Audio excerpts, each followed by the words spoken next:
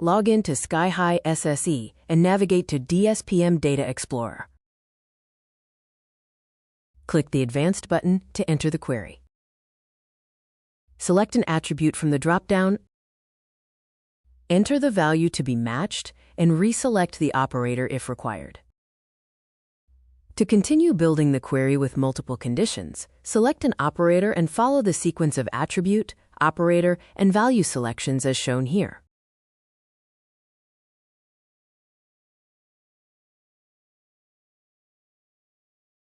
Upon building the query, click the Search button. The corresponding results are displayed.